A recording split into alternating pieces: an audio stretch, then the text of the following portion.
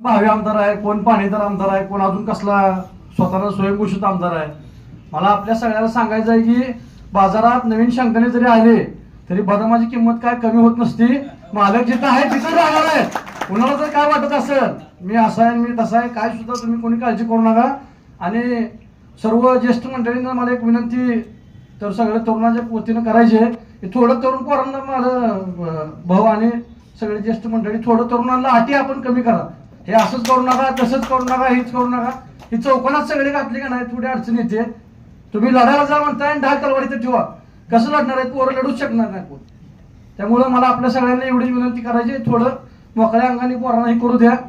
त्या त्यांच्या पद्धतीने करते आता सगळ्यांना अहो करते फिरते सगळ्यांना. तुम्ही थांबवल्यास प्रत्येक वेळा कशी थांबतो?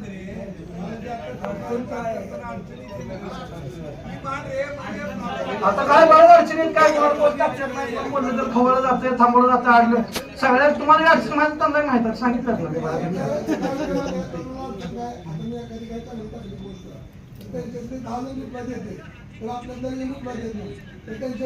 आणि देणाऱ्याला सुद्धा थांबवलं जातं महाराष्ट्रात. असं पण आहे हे तू बोलला बाबा तुला 1.5 शाळानंतर असं होतं.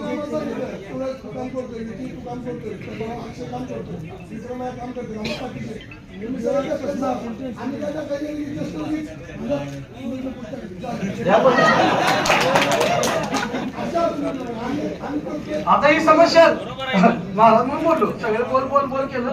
मला विषय नव्हता, सगळे बोललेच आपल्यातले. एवढंच मला इथं मांडायचं आहे. धन्यवाद, थँक्यू.